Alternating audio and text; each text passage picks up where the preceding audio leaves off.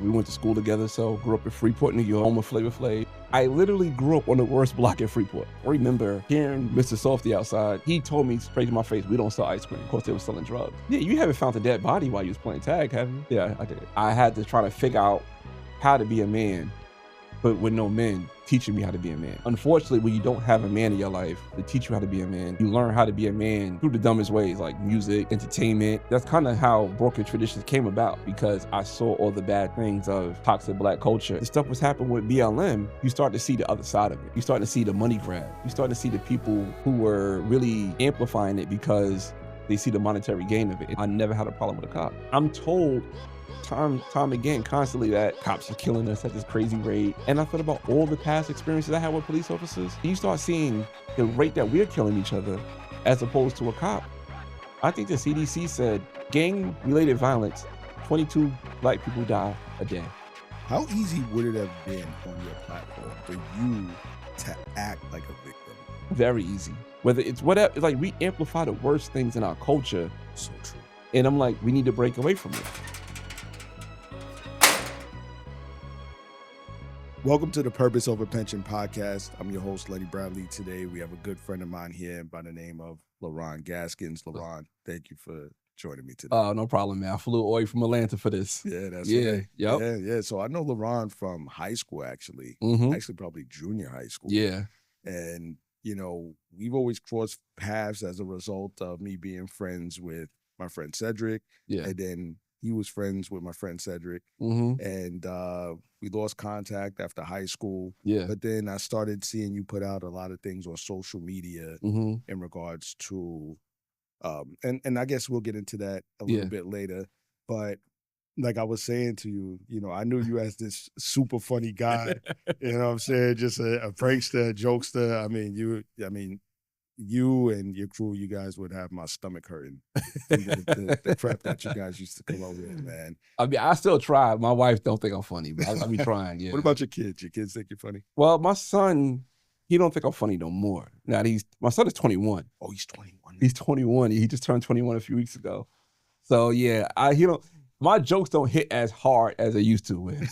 So, yeah. Okay. Yeah, so like I'm just a corny dad now. Yeah. Oh, man. I'm afraid of when it gets to that point. Oh, it's coming. Yeah. How old is your oldest? My oldest, he just turned 12. Oh, yeah. You got like 3 years, if that. Yeah, that's being generous. All right. Yeah. All right. Thanks for the warning. Yeah, so just tell us a little bit about your background, about your past, and, you know, how you grew up, where you grew up. Yeah, so, like I said, we went to school together, so grew up in Freeport, New York. A lot of people don't know that's the home of Flavor Flav. Did you know that? I did know that. Okay, yeah, so the home of Flavor Flav. I think he might have played lacrosse for a little bit, too. He did? I think so. He don't look like the type. I would never think Flavor Flav was a lacrosse player, but yeah. So grew up in Freeport, New York. I didn't know this while growing up, but this is what I was told when I got older. I literally grew up on the worst block in Freeport. What block was that? Leonard. Yes. I didn't know that. It was my norm. That's right off of Main Street. Yes. Yeah, I didn't know that. Okay. I didn't know that it was that bad. And it was my norm. You know what I'm saying? Like I said, this is my norm. I remember leaving my grandmother's house, hearing Mr. Softy outside. For those who don't know, Mr. Softy is a ice cream truck. Hearing Mr. Softy outside, running to the truck to get some ice cream, he told me straight to my face, we don't sell ice cream. And I'm confused. I'm like 10. I'm like, an ice cream truck don't sell ice cream? Of course, they were selling drugs. Wow. Yeah, so that's how I was over there, crack house on the block. And it wasn't uncommon for me to see crackheads fight. It wasn't uncommon. It was like maybe every other day occurrence. Remember in high school we had A days and B days? So B days was when the crackheads fights and A days when it was getting high. So that's how it was on my block growing up. And it was pretty bad. And just growing up in that neighborhood, being in the neighborhood, and I don't know, the street life never was appealing to me. So I never got into the street life, like you said, just jokes and just being who I was and just being myself. And me being myself, it kind of gravitated me towards different groups of people, right? So I don't know. I would feel like I was cool with everybody in high school. Yeah. I was like one of those red people. I could be cool with the jocks. I could be cool with the, I don't know, the Jamaicans in the hallway. Remember the Jamaicans? The Jamaican hallway. Yup, the dread, called it the dread hallway. Yeah. I could be cool with the Jamaicans in the hallway. I could be cool with some random white dudes on the south side. Like, I was just cool with everybody. I just that type of person. And I don't know, I just kind of took that attitude going forward in life. And I don't know, I guess we could get into how I got into broken traditions. Yeah, definitely. We could definitely get into that. Okay. But just explain for the people, because a lot of people think just because you and I are from Long Island, that there was no struggle. Oh, it was struggle. Now I'm not gonna say that I struggled. I lived on the South Side. Yeah. Right. And just explain explain explain the difference between the north side of Freeport and the south side of Freeport. All right, I'm gonna let you do all it. All right, I don't know if this is true or not, but I'll say this. On the south side, and you can correct me if I'm wrong, when it's garbage day, they will go into your yard and get the garbage and take it to the truck and dump it into the truck and put your garbage can back. No, not where I lived. Okay, but was that a thing on the south side? Never. I heard that was a thing. Okay, so maybe that wasn't it. Maybe I'm exaggerating. Maybe I wasn't south enough. Yeah. Maybe you were, yeah. Because I was closer to the high school. Okay, yeah. Maybe the deep south. Yeah, it's probably like when you live by the water. Yeah. It's crazy when you say by the water. So my wife said I live by the water. I said, no, I didn't. Nah, you definitely. But because she's more inland, she grew up in Georgia, she swear I live by the water because Jones Beach is right there. Got you. Yeah. So from a macro perspective, I live by the water. Got you. But like for us, we think live by the water is right by the nautical mile. That's right from our perspective. Yeah. Exactly. Yeah, but the difference. I mean, like I said, I didn't know, but now I know. I grew up on the worst block. Yeah, you haven't found a dead body while you was playing tag, have you? No. Yeah, I did. You found a dead body. You found a dead body while playing tag. By playing tag on your block. Yeah. How old were you? I was in. I want to say. I'm trying to think of the grade, but I could think of the age. I think it was like 10 years old, 10, 11. Wow. Yeah, so like 3rd or 4th grade. Unreal. Yeah. Was that a dead body as a result of a murder? Mm-hmm. It was a murder. Yeah. Wow. Yeah. Wow. I had no idea. Yeah, I mean, so what compare that to the South Side. Yeah, I mean, every now and then you might see a dead raccoon or something like that. Yeah, but I mean, the dead body thing was a one-time thing. It was a one-off. I didn't see a dead body until I became a police officer. Yeah. You saw a dead body at the age of 10 on the north side of Freeport. Yeah. In Long Island. Yeah. Playing tag. Okay. Wow. What was your upbringing like between your mother and father? What was that? What was that like in your actual household? So my father did live with us, but he was in the streets, and my father died young. Well, my father died young. He died at I think he just turned 41. No, he just turned 41 when he died. Wow. Yeah, so he just died at 41, and my mom was a single mom. So my brother was already 19 when my father died. So he's already getting his bearings as an adult, but I'm 12. So now, I'm this 12-year-old kid that trying to find himself, with a single mom who's working a new job. Right. That just lost her husband. Yeah. So I was kind of, I guess, isolated because she's overworking, trying to keep the house afloat, and everybody else is doing their own thing. And I'm just a kid by himself. How did that affect you? In real time, I didn't know, but like kind of thinking about it, I realized it did have, I wouldn't say like, it did have impact on me. I was like, all right, I had to try to figure out how to be a man, but with no men teaching me how to be a man. So that was definitely a challenge for me. Wow. And it's like, unfortunately, when you don't have a man in your life to teach you how to be a man, you learn how to be a man through the dumbest ways, like music, entertainment. So that's kind of how broken traditions came about, because I saw all the bad things of you know, toxic Black culture and, you know, just the bad ideas of, oh yeah, to be a man is to have your, you know, you get some girl pregnant, then the next girl got to be your wife, and you got to have 2 baby moms fighting each other. Like that's the kind of mindset I was seeing. So I was like, all right, we need to break away from that. So what I saw growing up from 12 to like when I first got my first male mentor at 26, so that was at a 14-year span, the stuff that I seen that I knew that we had to break away from is part of the reason why we started Broken Traditions. Okay. Yeah. All right. Now, you went to Freeport High School. After graduating from Freeport, what did your life look like after that? Like, say, college, career-wise, profession? College. I went to the college that, you know, in most cases, people don't know what they want to do, which is NASA, liberal arts, you know, just like, oh, let me figure out something out. And this is just the routine, or this is the path that you have to go to in adulthood. You have to go to college. I hated college. At the time when I went to college, I didn't know how to learn. I don't know, like I learned how to learn maybe like 6 years ago. Wow. Yeah, so I didn't know how to learn, so I was wasting money. So I stopped going to college and I got to trade and I started working on vehicles. And when I started working on vehicles, I started seeing a different life because I'm working on so many different people's cars that I started to realize, you know, me growing up on Leonard or me being on the north side, it's a lot different than maybe somebody I meet in Bethpage. And I'm talking to these people thinking that they just these, I don't know, uppity white folks or whatever. Right. We all the same. Yeah. When I start realizing that, that's when I start realizing like, all right, this is more of a, I guess, a melting pot. Like we all the same people, just be so separate from each other. We don't know it yet. Exactly. Yeah. Exactly. And I think a lot of people think just because, or they have this preconceived notion that just because you grew up in the hood that you might have a little bit more trauma than the next person that grew up in, like you said, Bethpage or Massive People or something like that. But everybody has their own traumas. Everybody has their own struggles. Yes, a lot. Now, how did you, all right, so you became a mechanic. You know. You worked on people's cars, you said, though. Yeah, but I'm a mechanic. So I did, how would you explain? I guess auto electronics.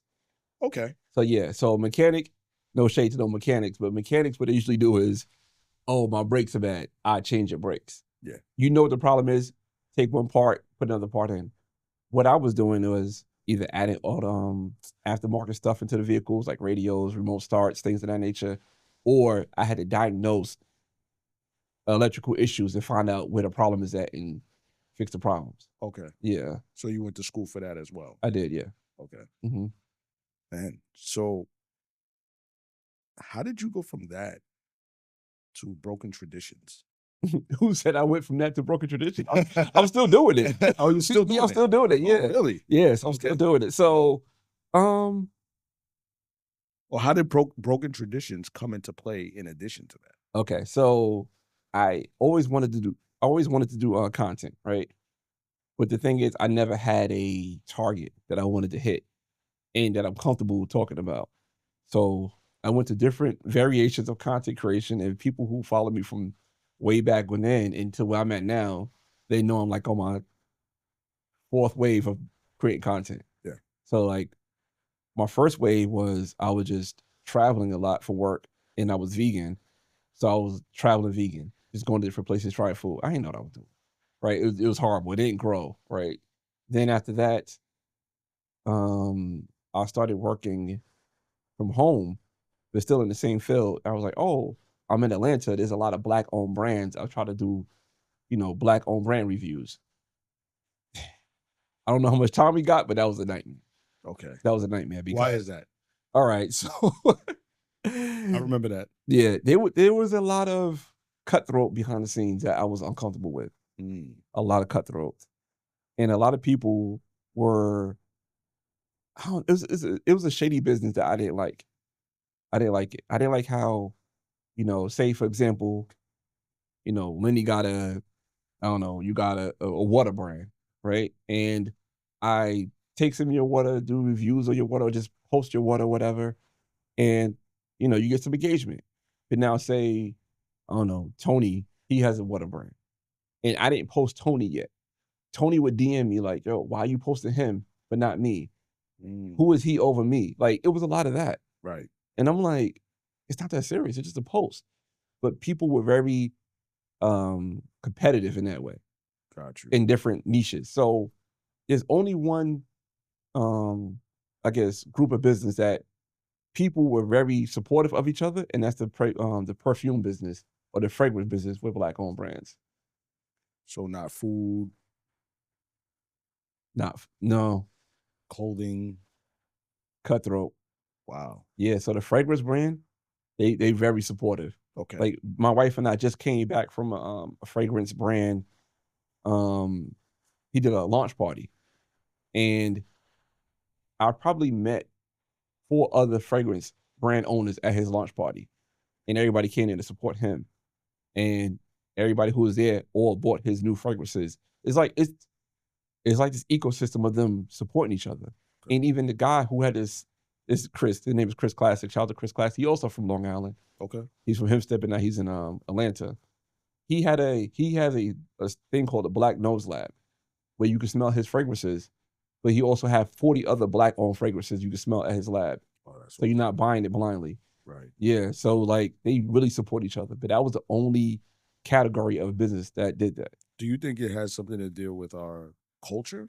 Or do you think that even if you were marketing or you were reviewing other brands that were outside of the African American culture, it would have been the same thing? I think it would have been the same thing. People are just naturally cutthroat.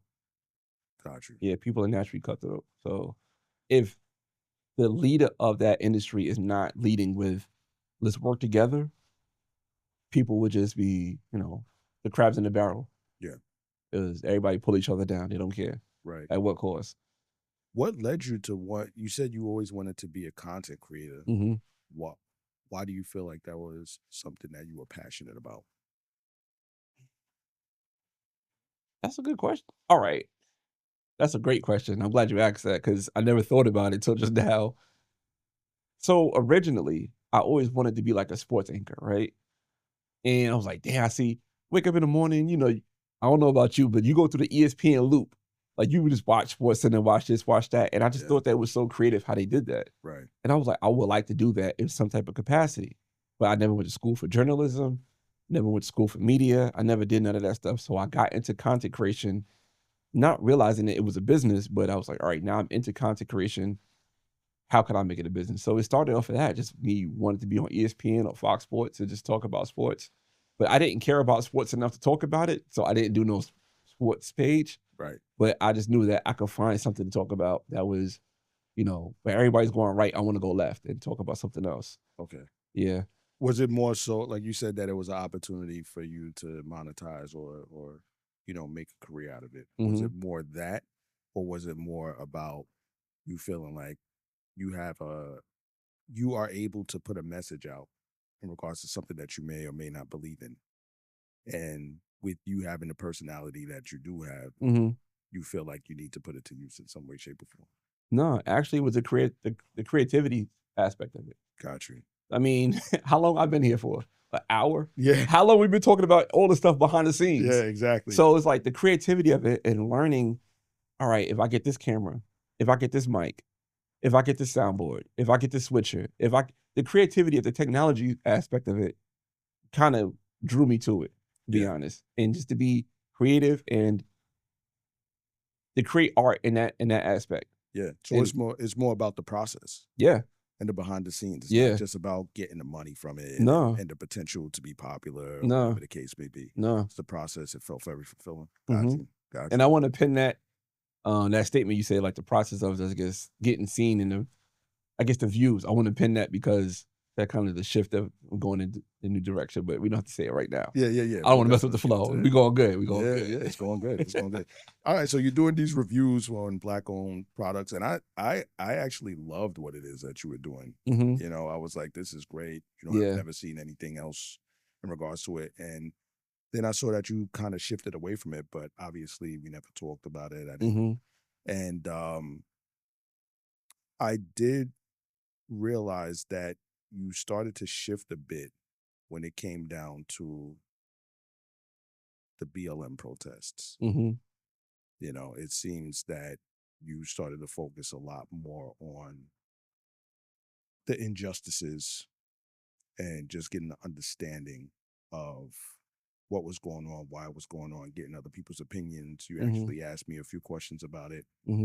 What made you start to lean more in that direction? Was it more because of that was what was most important in that moment for the African-American culture? What was...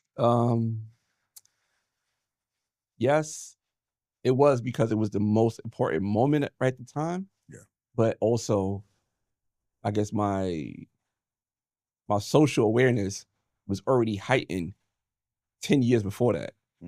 So I already been reading these books and hearing the different stories and speaking to these different people and different groups of, maybe Nation of Islam, Moors, and all the different people that I always been speaking to, just getting a perspective and reading different books. I was already there, 2009, 2012. I was already there learning about the stuff. Actually, I started learning about it before my son was born. Like I say, he's 21. Yeah. So that's when the snowball started happening. So I was already there. Shout out to my boy Kofa. He always said I was woke before the sun was up. That's like before everybody was woke. Becoming woke. Yeah. So I was already had that mindset. And by the time the stuff was happening with BLM, you start to see the other side of it. You start to see the money grab. You start to see the people who were really amplifying it because they see the monetary gain of it. And that's what I started noticing it. Yeah. And I wanted to kind of peel back the layers a bit and get that message out there to some people that, no, this is what you need to be looking at, not that. Gotcha. Yeah. And with you growing up in Freeport on the north side and seeing drug use and violence, what was your interaction like with other police officers? See, that's the thing. I never had a problem with a cop. So I never had a problem with a cop unless, one, no offense to you, your department, NYPD, they always gave me a ticket. I can never talk my way out of a ticket with NYPD. I don't know why. NYPD and New York State troopers, that's it. It's a wrap. Once those lights come on, just be prepared. You either gotta go to Brooklyn or wherever you gotta go to fight that ticket. But right. Never had an issue with a cop. And I'm told time again, constantly that, cops are killing us at this crazy rate. Cops are doing this to us. Cops are doing that. And I'm like, I don't have these interactions. I know police officers, in certain instances, could y'all be, a-holes? Yeah. But not to the point that I'm fearful for my life. And I think, going forward in life, there was a instance where I was in North Carolina traveling for work, and I'm doing 90 in a 50. And I saw the cop, he pulled me over. I'm like, oh, damn. And I call it my lie identity. So I still had it in my back of my... Lie identity? Yes, because it's not my identity, it was a lie. Okay. So I had my lie identity, and I was like, wait a minute. This cop pulling me over. Oh, man, all this stuff was going on. It's one hotel town. It's like maybe 11 o'clock at night. I thought it was about to be a wrap. I thought it was about to be the next hashtag, right? And cop pulled me over, and I'm ready to record on Facebook Live and just get all the evidence that, we need to do. And the cop said, hey, what's going on? You speeding? I'm like, I just got off the plane. I'm trying to get to the hotel. I'm staying at the Hampton Inn. Like I said, it's one hotel town. He was like, oh yeah, at the Hampton Inn? He knew somebody who worked there because it's a small town. So he said, oh, tell such. I said, hi. I see you in the room too. Don't worry about it. Just go about your business.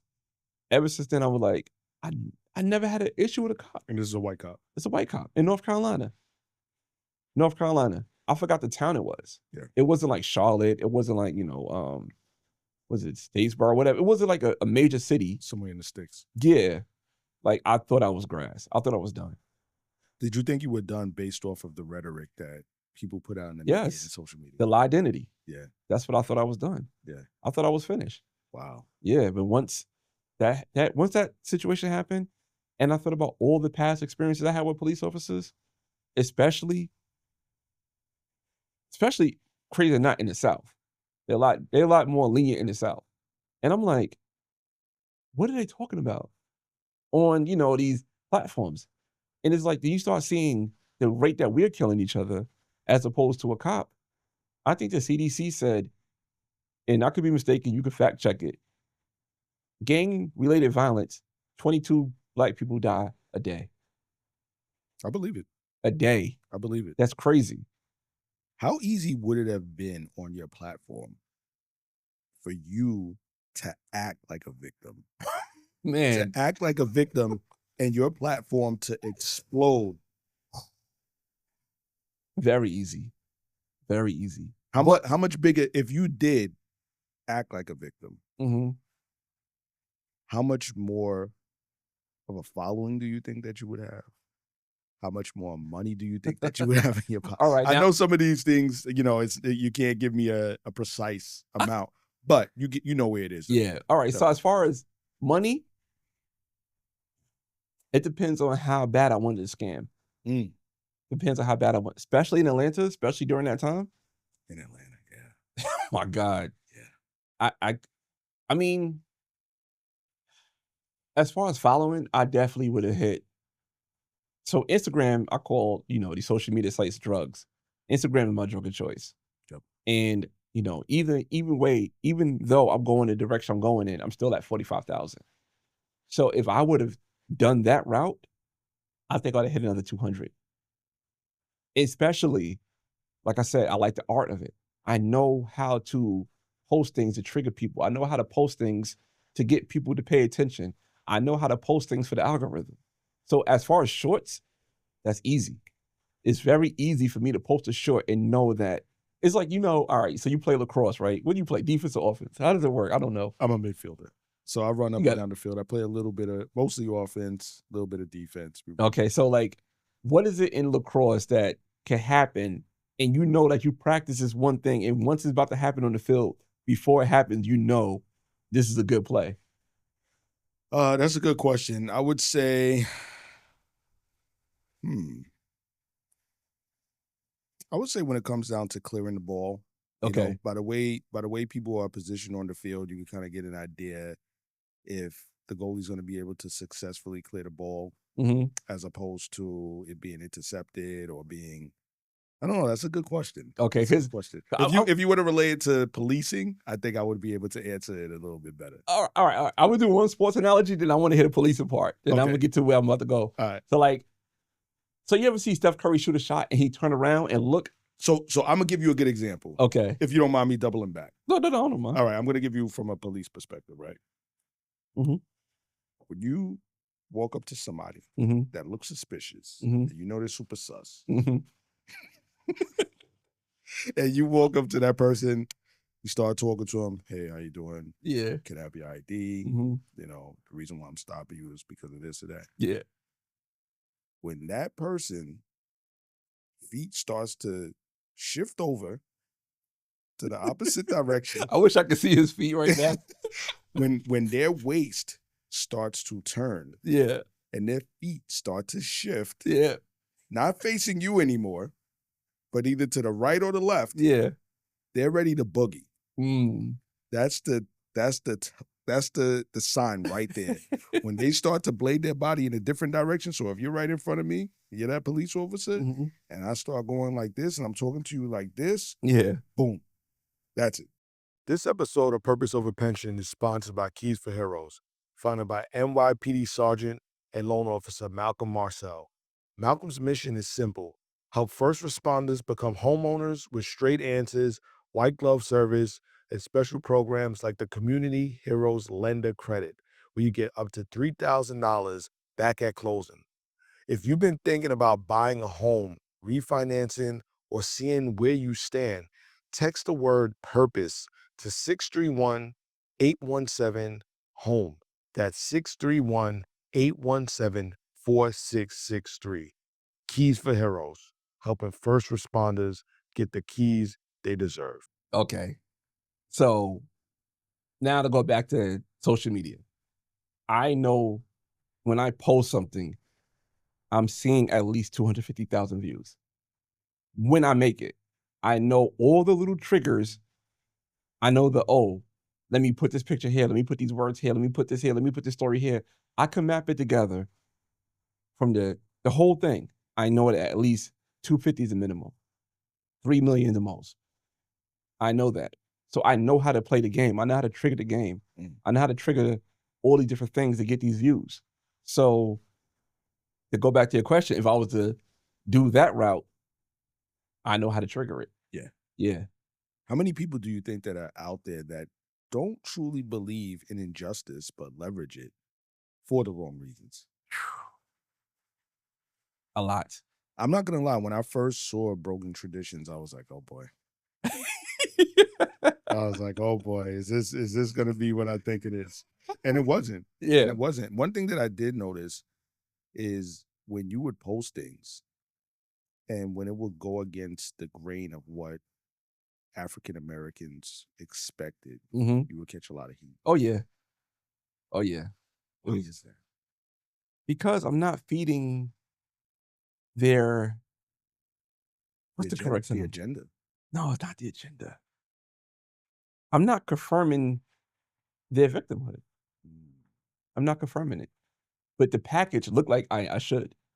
Yes. So the package looked like that. You know what I'm saying? So since I'm not confirming it or affirming it, I should say, since I'm not doing that, I get a lot of pushback. Right. I get a lot of pushback. Yeah. And not to mention, prior to doing Broken Traditions, I was doing Leron reviews where I was reviewing Black-owned products. So a lot of my base, before it took off the way it did, it was me reviewing products. So now, like, all right, you went from reviewing Black-owned products to saying this. So that was a pushback. So saying this, meaning now you're a sellout because you are not fitting into the box that we thought that you should fit in. Oh yeah. Yeah. I find that to happen very often within the African American community. Yeah. And we get labeled a sellout, you know, and I did notice you start to shift with the way that you would put out your content. So I felt that it was more, and you correct me if I'm wrong, but I felt that there was so much criticism because I admire what it is that you did. And, you know, I always wanted to create content also and to see that you were doing what you were doing and how it is that you grew. I paid close attention to what you were posting. Yeah. I did realize that a lot of your content, and like I said, correct me if I'm wrong, it was more like you laid it out there and it was like, what do you think? As opposed to you giving your opinion. Yeah. Am I right? You're right. Why? Why did you? Because I wanted to be more of a conversation. So I didn't want to lay out an opinion and just be like bombarded with, nah, it's just not like people coming at me for my opinion. I'd rather hear what you think about it. So I gave my opinion, I feel like, on a lot of different things. And there's a whole catalog of what I gave my opinion on. So you see where I stand. So I was like, all right, I want to know your opinion. I wanted to now build more of a community. Yeah.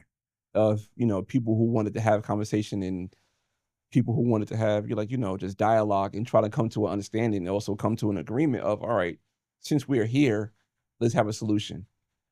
But unfortunately, the world doesn't work that way. Yeah. So I was really, it doesn't work that way. So yeah, I know what it is that you mean 100%. Yeah. And I think with seeing that, it reminded me just being of being a Black or African American police officer. I don't fit into the box that I'm from Long Island, you know. You play lacrosse? I play lacrosse. I don't fit into that box. It would be from the South Side. I'm from the South Side of Freeport. I just don't fit into that box. And you know, I don't talk a certain way that some people say that. When I remember one day this girl was you know, I was like 19 years old and was hanging around remember Adam? Yeah. This guy Mike. And she was like, where you from? I was like, I'm from Freeport. She was like, you don't act like it. I'm like, what? She was like, you don't talk like it. I was like, what is somebody from Freeport supposed to act or talk like? And even with being a police officer, I had, like, there were cliques where there would be a lot of Black police officers, and I never saw color. With me living on the South Side of Freeport, which was honestly predominantly white, but then going to Freeport High School and through Freeport school system, it was very mixed. So I never saw color. Yeah. You know, but it was like you were expected to be in that box in the precinct with those people, and it was like, oh, you're not Black enough. Yeah. You know what I'm saying? Like, you don't talk like us. What does that mean? You know what I'm saying? It's everywhere, bro. It's everywhere. Yeah. Like, I give you an example for me. So when I started traveling for work, this is so offensive, but I just laughed at it. Like, this guy can't be serious. So, like I told y'all, I'm vegan. And this dude cannot believe I didn't eat chicken. He couldn't believe it. Another brother, another black. No, a white dude. White dude. Yeah. White dude couldn't believe that you did not eat chicken. Yeah. But he's going to the stereotypes of how black people love chicken. He was just like astounded, like, you don't eat chicken? Like, no, I don't eat meat. He couldn't get over it. But I didn't fit to the box. That's unreal. Yeah. Oh man. Yeah, man. So I just hate that, you know, on your side where you having a platform and you pushing to do the right thing for African Americans, and me being an African American police officer and trying to show people that not all police officers are the same. No. And as a black cop, you know, that I want you to see that I'm a human being just like you. You know what I'm saying? Like, I go through the same thing just like you do. Yeah. But people see the uniform and it's automatic. You're a sellout. Yeah. Which is crazy. Yeah. Which is crazy. Because the people who will call you a sellout, when something happens, who are they calling? Yeah. And the same people that call you a sellout don't call the drug dealer a sellout. They don't call the rapist a sellout. No. But why am I the sellout? I'm the one that's there to try to protect and help your neighborhood. But yet you have other people that are poisoning your neighborhood, killing innocents in your neighborhood. But yet you reward them and you praise them. Yep. I don't get it. Sad. Why did you come up with the name Broken Traditions? Honestly, it came up at a funeral. So, like I said, I'm vegan, and my ex-father, when he passed away, I remember before he passed away, he wanted to eat certain foods, but the foods that he wanted to eat would, you know, aggressively amplify his cancer. Wow. Yeah, so like the certain meats and stuff. Yeah. So he couldn't eat the foods, and, you know, he passed away, unfortunately. And he had a funeral in New York. He had one in South Carolina. And the funeral in South Carolina, I'm the only person who don't eat meat, let alone vegan. And I'm looking at the food. It was literally nothing there for me to eat except for water and ice. I mean, water and rice. That's it. So I'm like, damn, this tradition of the food that's here. I mean, I'm sure there was some ice there too. It was, yeah. Okay. Yeah. So water, ice, and rice. And so I'm there looking at this food like, yo, we need to break away from this tradition. We need to break away from this tradition. So that's like the first, I guess, spark that came up from broken traditions. And that was the first spark. I was like, all right, we need to break away from this. This is sad. This food that we're looking at, this food that's laid out is the reason why we're here. Facts. So why we keep consuming this food. Yeah. And, you know, all the jokes was coming towards me like, oh, what you gonna eat? You a rabbit. One person said, let's mow the lawn and give you the bag. Just dump it in the bag. Like, it was funny. It was funny. You got that one. You get off. Yeah. But, you know, I'm just like, when are we going to change our diet? Then after that, we're going to change our diet. And like, damn, how come our culture is amplifying the worst things? Whether it's diet, whether it's music, whether it's entertainment, whether it's food, whether it's whatever. It's like we amplify the worst things in our culture. So true. And I'm like, we need to break away from it. So originally, when I came up with Broken Traditions, I was like, we need to break away from Black culture. But I'm like, not all Black culture is bad. So like, break away from toxic Black culture. That's right. So I kind of remixed it, yeah. Yeah, and I like what it is that you're honing in on as far as the food and the nutrition. Yeah. So my grandmother passed away at 60. Yeah. My aunts, I have two aunts, I believe they passed away at maybe the age of 56, 55 or something like that. Damn. And then I had an uncle that died from pancreatic cancer at the age of 37, I'm not sure. What?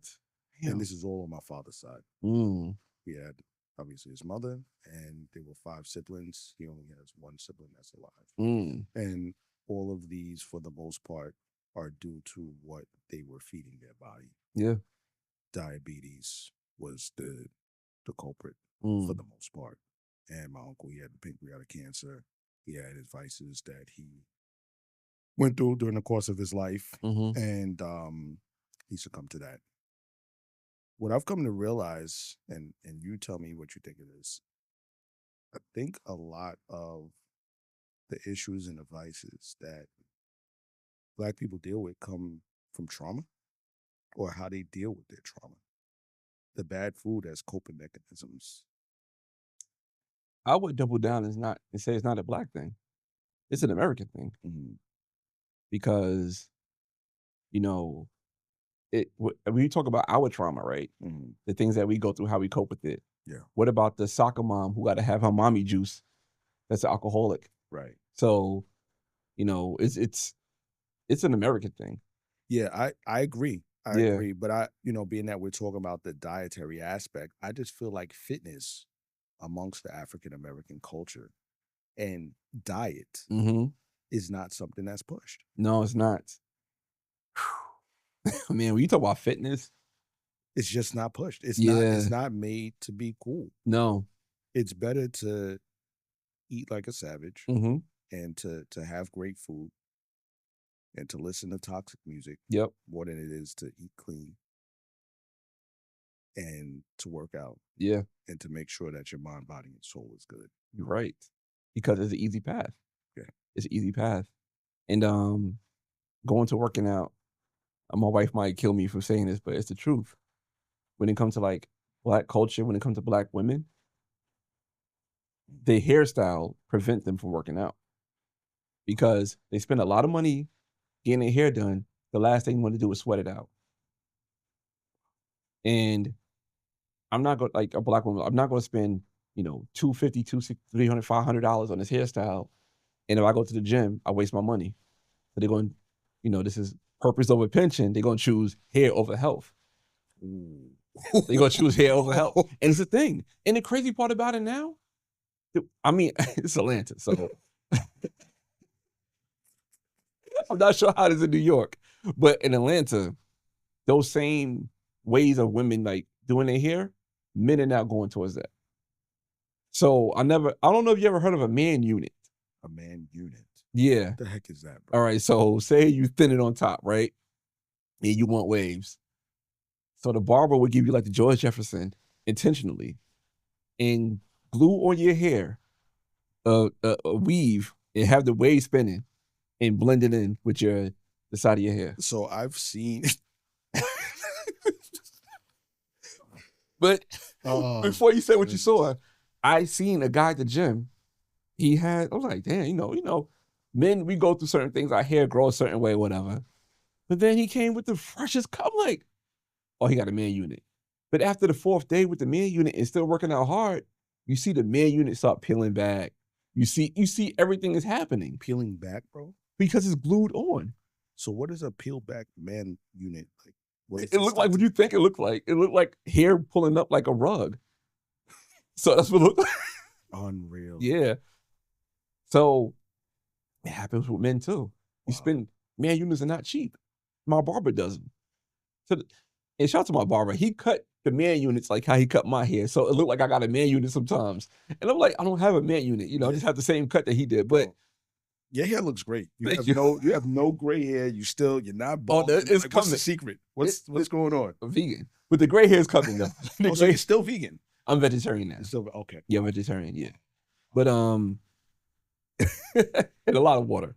You see I got 3 waters right here. I don't know if the camera can see. Yeah. But so my barber, he told me like the prices. They start at, I think for like the whole package, if I'm not mistaken, they were like $600. $600. Then maintenance every 2 weeks is $200. Wow. Yeah. So it's a very expensive thing. And he's booked. He's booked.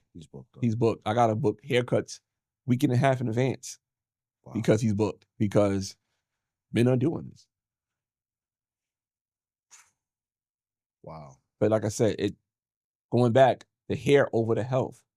If I'm paying this much money to have the hairstyle, I'm not going to the gym to sweat out. I'm not going to sit in the sauna. I'm not going running. I'm not going cycling. I'm not going swimming. Definitely not going swimming.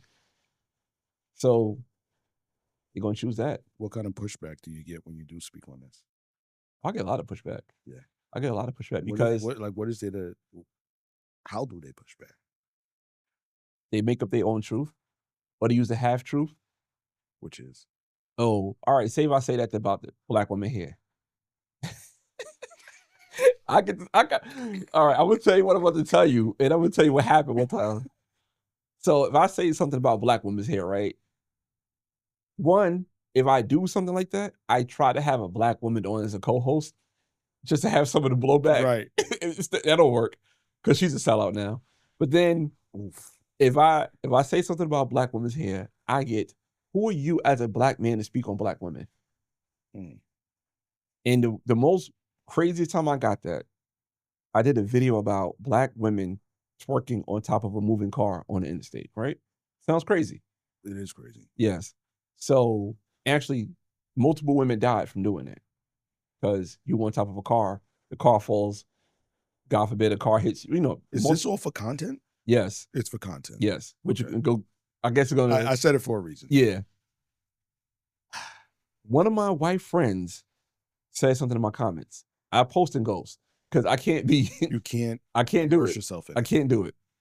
Post and ghost. When she came to my house, she was waiting to tell me off about, who are you to say something about Black women twerking on top of cars? Is your wife still friends with her?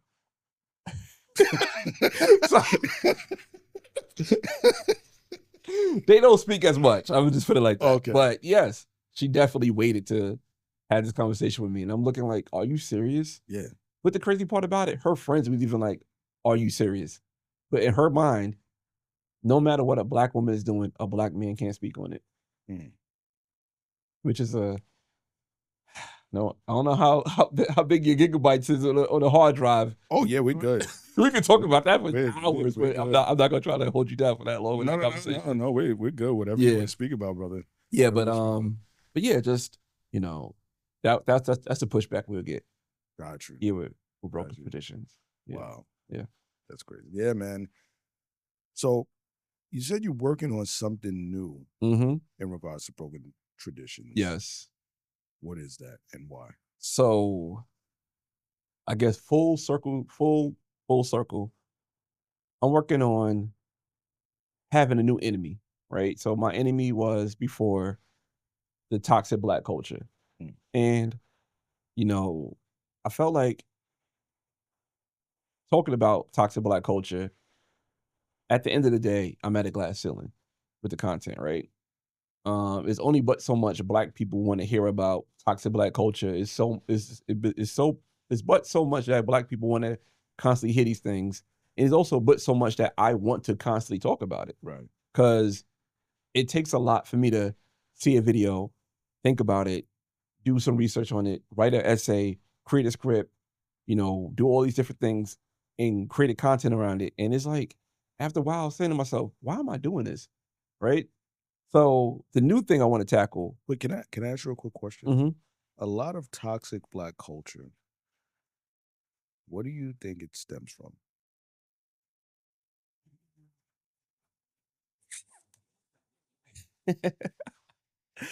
I think toxic Black culture stems from the lack of masculinity in Black culture.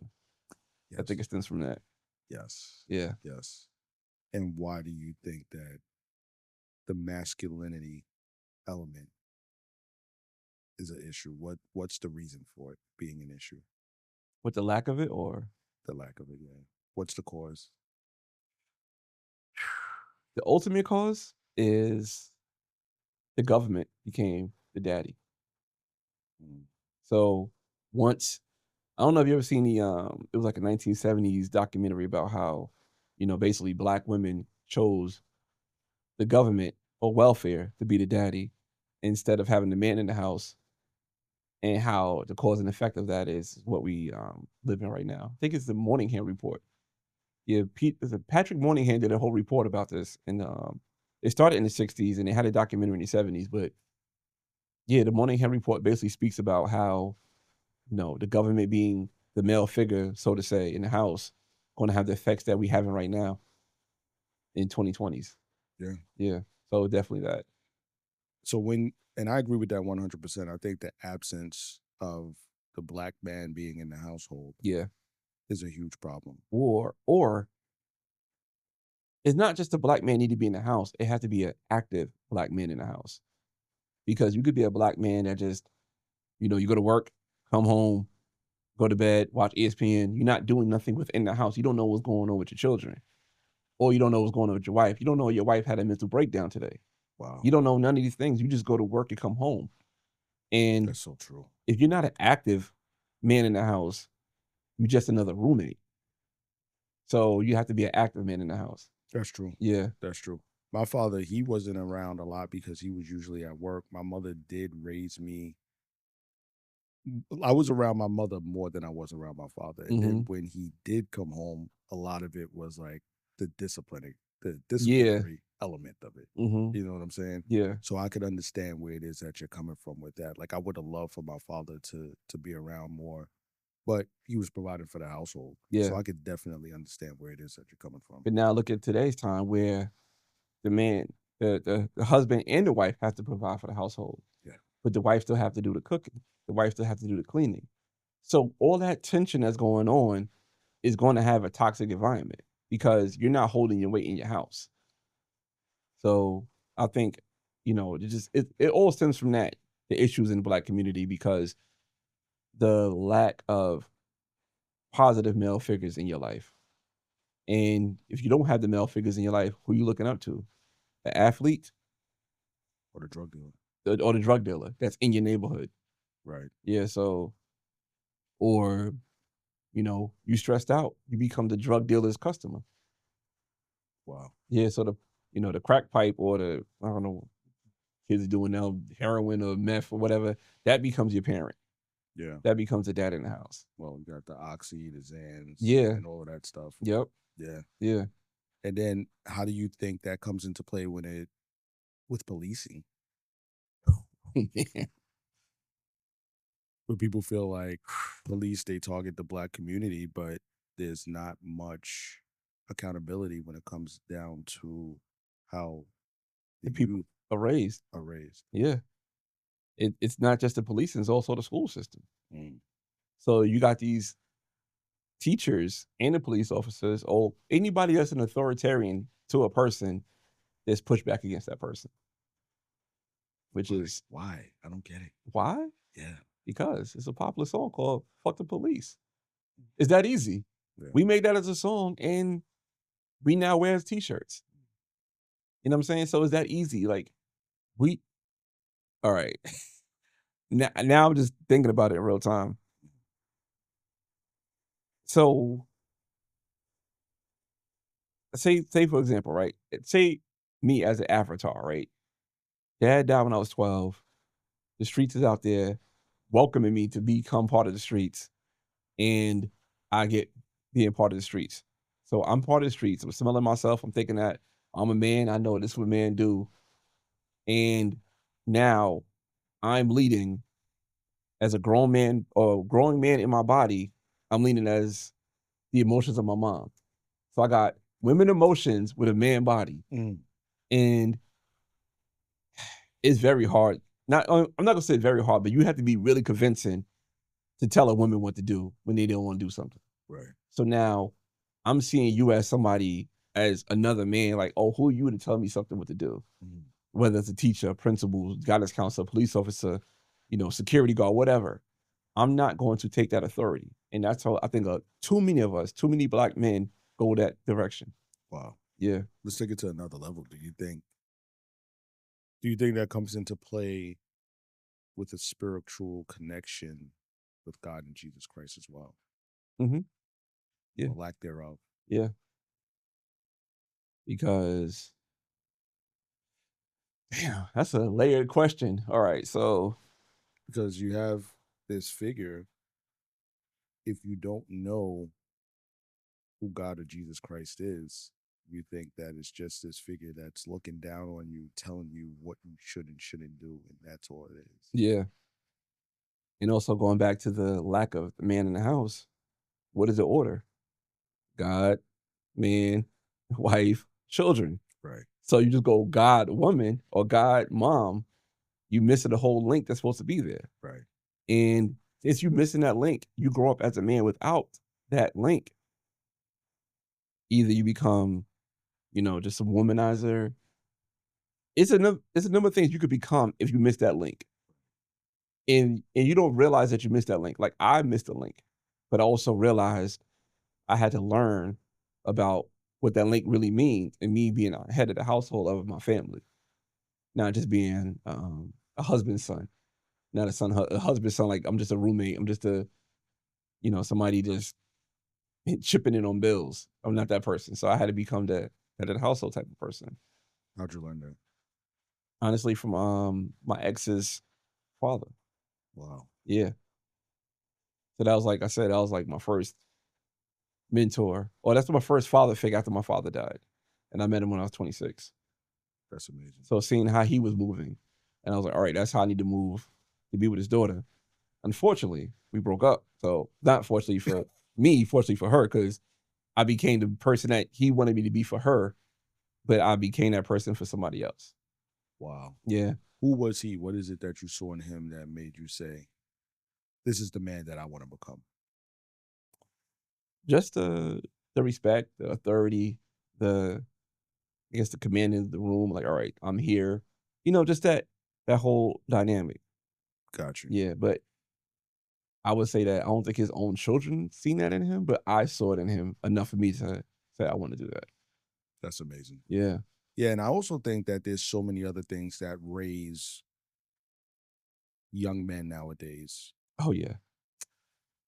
Music is a huge influence, which a lot of people don't want to see, but it could really be embedded into your spirit, embedded into your soul, and your makeup. That's why when somebody commits a drive-by, they're playing 50 Cent, they're playing Tupac. You know what I'm saying? If somebody wants a romantic mood, they're going to play something obviously romantic. I wait for you to hear your R&B group. What you gonna I go was with? I was gonna say Jagged Edge, but I decided to skip. I was gonna say Jagged Edge. What would you have said? I would have said the same thing. No, I wouldn't have. No, I wouldn't. No, no. Because I like R&B. I like R&B, so I know like newer R&B artists. So I wouldn't say Jagged Edge. No. That's what my wife liked to hear. She used to like to hear. So that's like Jagged Edge. Jagged Edge. Yeah. Did y'all play Let's Get Married when y'all got married? No, we did. You dropped the ball. I refused. You dropped to the let ball. that happen. Yeah, I probably would have said like Alina Baraz, somebody newer. Oh, okay. See, I don't listen to R&B or hip hop anymore. Yeah, and I don't listen to it for the reasons that I kind of just say. I don't knock anybody. Yeah, but it's just kind of where I am in this life. Yeah, no, that's good. Or in this stage of my life, rather. Yeah. But yeah, I do feel like music is a huge influence to people that are on the block. But now you have social media. Music ties into it, though. Yeah. Yeah. And I like that pivot because with social media, what is the end game for artists now? To get streams on TikTok. So you're not creating music as an art no more. You're creating music as content. As I want this song to blow up so an influencer could have my song on the background so my song can get streams. Wow. And I don't know if you know this, and you can fact check it. Hopefully I'm right. I think TikTok took over Billboard. So you remember Billboard Music Awards? Yeah, how many people sold stuff? Yeah. So now like TikTok and Billboard is like one. So those streams from people using TikToks is now tied to Billboard. So you can win awards from your stream, your music being streamed by certain people and different views. I had no idea. Yeah. So now that is going to generate somebody to create music as far as what the algorithm went, not as far as what's in my heart. Wow. Yeah. Wow. I did not know that. Yeah, it's a crazy game. Yeah. So go into what it is that you're working on now. Yeah. So right now we're working on breaking people out of the digital incarceration, right? So that's why this workout, you being a former cop, me talking about digital incarceration, and this is my new purpose, right? And I like how this is purpose over pension, and I'm going to tie that into what I'm about to say. So the digital incarceration, right? So our cell phone is taking a lot of time from us. And me being a content creator and going back to like me knowing how the algorithm works, me knowing what to get views, me knowing these certain things, I see it from the back end. I'm seeing what is being done to generate attention. And I'm also not satisfied by it. So say, for example, I did a video, not sure what the numbers are at, 'cause I'm not paying attention to it no more. And this, no disrespect for the people that's, sharing it, reposting it. I greatly appreciate the people who are doing that. But I'm seeing in my notifications, oh, this celebrity reposted it. Oh, this celebrity liked it. Oh, this athlete liked it. Like all these people that you want to see your content, to get your content out there to different people, I'm getting that attention. So now I'm getting that attention. I'm still not feeling fulfilled. Like, this is not it. This is empty calories. Right. So this is not really where I want to be at. So I was like, all right, social media has been taking up a lot of time in my life as far as me looking up stuff and creating content. So I pulled back from it. And I started doing like just certain things for me to pull back from social media. And I started becoming more clearer, more sharper, more intentional, remember things, better at my job, better at creating content, better at creativity, just being better at everything when I moved away from social media. So once I got out of the digital incarceration, I started to create a workbook, and it's called a digital release. So it's a free workbook. I guess I could say this: anybody watching this, if you're watching this, you get it for free. Well, anybody get it for free. I'm going to say that because people be saying that on other podcasts. But it's a free workbook I created, and I wanted to not charge people for it because I really want people to genuinely get away from the addiction of social media. Wow. And I just, like I said, I literally flew here, drove here from the airport, and being at the airport, what do you see? Everybody like this. Nobody's speaking to each other. Nobody's even paying attention. People sit at the gate, they all like this. Everybody's on the train, like, because in New York, in JFK, you got to take a train to the rental car. Everybody's on the train like this. Nobody's looking at each other, no interactions, nothing. And I think that right there is a something that we need to attack as people, because the algorithm is, if I'm not mistaken, a $10 billion a month, $10 billion a year industry just to keep you on there. That's right. And you on there for free. So what that means, you are the product. Right. So if you on there for free, you are the product. All they're going to keep doing is feeding you an algorithm, whether that's making you happy, sad, anxious, jealous, whatever it's doing to you, they're going to keep feeding you content to keep you on there because they know the triggers that's going to work. I knew the triggers that's going to work. As a content creator, I knew the triggers that's working. And I said, you know what, this is not it. We need to break away from this. We need to break away from the phone and get control over it. Like, it's a great tool when you need to use it. Like, I got a calendar notification telling me I need to come here, but it worked. So it works in that tool, but don't let the tool use you. You use it as a tool. Right. And that's what I want to go towards now. That's what I'm actually going towards now. Wait, so was there a pivotal moment? Was there an incident? Was there a feeling that prompted you to do this? Was there a specific moment? Yeah, it was traveling. So we went to Belize, right? We went to Belize for my birthday, and it was more of an in the moment type of thing. The only time that we dealt with content was we had to release the second episode of my other podcast, Wins and Lessons. So you say you went to Belize. Who did you go to Belize with? Me, my wife, my son, his friend, and my stepdaughter. Okay. Yeah. And we just all in the moment, loving it. And like I said, the only time we dealt with content, well, for me, the only time I dealt with content was my wife had to record the intro for our podcast. Okay. And that was it. But we were just, all our pictures, everything we did was all in our phone. A lot of it didn't get released. It was just personal moments. We print out the pictures because we now are more intentional with the pictures we take it. So it's not like some picture we take and it goes to the graveyard of the photo gallery.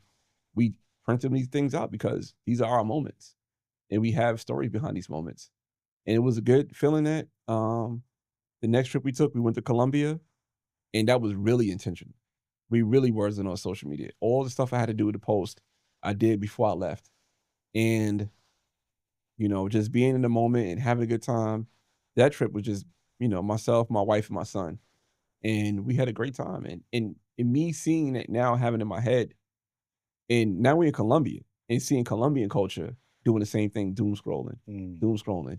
It was so bad. Our Uber driver driving like this. I'm like, you on the phone? Yes. That's how bad it was. Our Uber drivers. Now this is a whole nother continent. So what kind of stranglehold do they have on us? From TikTok, Facebook, Instagram, LinkedIn now, that's becoming more of a social media platform as opposed to a resume platform. Yeah. YouTube. They're all doing this. And I don't know if you know, Mark Zuckerberg said he don't allow his children to have social media because he know the insides. He know how the sausage is made. Wow. So I'm not, why would the creator won't allow his children to use it? Because he understands what it and why he created it. Or he understands what it got to. He probably didn't have the intentions of what it became, but he knows where's it at now. But he doesn't do anything to prevent it. He has shareholders. Can't. He can't. He's just the face of it now. He can't. And he knows every time you go on there, they're creating an avatar from, it's like, it's just so genius how they do it. So like, if I go in there right now and I look at, say, I don't know, I look at a post, if I stare at that post more than a certain amount of seconds, they now know that this person need to look at that more posts like that. Right. Don't let me leave a comment. Get it. Don't let me think it's funny and I send it to you. So now I'm gonna constantly start seeing that. And what also killed me was they know that is the new direction. They don't care how many followers you got. So like, all right, I love what Lenny's doing. I love Purpose Over Pension. I want to see your stuff. If I'm not following enough, police related stuff, I'm not going to see your stuff, even though I told social media I want to see your stuff. Right. That's crazy. And it's so crazy. I did a live stream about this. Lizzo, right? Lizzo got 26 million followers on TikTok. Lizzo is barely breaking 200,000 views. How? If 26 million people decided, and say for instance, out of that 26 million, say 2 million are bots. So we talking about 24 million actual human beings decided, I want to see what Lizzo was doing on TikTok. Why TikTok is not showing Lizzo's content to her followers? The same thing with me. Why Instagram say, all right, Leron, you got 45,000 people who hit the follow button. How come you're not showing that content to my people? They don't care about you as, this is what you want to see. They care about what they want to show you. And I just think, you know what, it's time for a change. So say, for instance, that example that you gave about Lizzo, why do you think with that many followers, she's not getting more views? If people are following her, then obviously it's the algorithm. So the algorithm is so TikTok changed the game up, right? Just learned a little bit about it. TikTok changed the game up. They don't make it a for you. They made it a for you type of base as opposed to who you following. So when TikTok changed the game up and everybody see the success of TikTok, we got to do a copycat league. We have to keep up with TikTok. So now Instagram, Twitter, whatever, all these different apps is doing what TikTok is doing, just because we have to see, with TikTok success, we have to have that type of success with us. So that's why they're doing that. Wow. So Lizzo put out music. If Lenny, who follow Lizzo, if you liking, I don't know, say you like, pig wrestling, right? Even though you follow Lizzo, you're not going to know about her music because they're going to keep showing you pig wrestling. Got you. Yeah. Got you. So it doesn't matter. That's the way the game is now. Wow. Yeah. Jeez. It's crazy. So like, I almost feel guilty. I don't feel guilty. Why? Am I part of that problem? I don't think so. When can we separate ourselves from us being part of it or being a part of the doom scrolling? Like, when should we feel guilty about it? When should we not? Okay. So I think, when you're not part of the problem, let me ask you this before I answer that question. Do you feel like you're part of the problem because you're content creator, or do you feel like you're part of the problem because you doom scroll? I'm talking more about me being a content creator. Okay, I'm gonna answer that question. But so you want me to answer the question as far as you being a content creator and you being part of the problem? Yeah. Okay. No. So you have a purpose. Okay. You have purposeful content, right? And I kind of fell into being part of the problem because I knew how to get the views and the clicks or whatever. So you have purposeful content. You have a target audience. So people will come to your content for a specific reason, as opposed to, I don't know, some 19-year-old kid doing pranks. You going out of your way to harass people, you part of the problem, because you know the algorithm is going to do that. Or you're going to do a TikTok challenge, you're going to do a dance because you know that dance going to get you views. You're not creating content. You creating content just for views. If you're doing just for views and just to be seen, you're part of the problem. If you're creating content like this, where there's a purpose, you're not part of the problem. You're part of the solution. Right. In my opinion. I think the reason why I asked that question is because I do have to study how to get retention. Yeah. I have to study how to hook people. Yeah. And keep them on my page so that it can grow. So that's why I asked that, because I actually have to study these things on the back end in order for my page to grow. And with you breaking it down the way that you do, it's like, wow, you know, the only thing that stops me from feeling guilty about it is that I am actively trying to put things out there that can help others. Yeah. You know, but then when I start to say, okay, I'm looking at my analytics and I'm trying to see if I'm monetizing yet. So that's also part of the you know, digital incarceration, because it's two sides. You know what I'm saying? So yeah, you're right. Yeah, you're right. And I've been through that as well, and I think that's part of the reason why I broke away from that, because, you know, like you. So you're not monetized yet.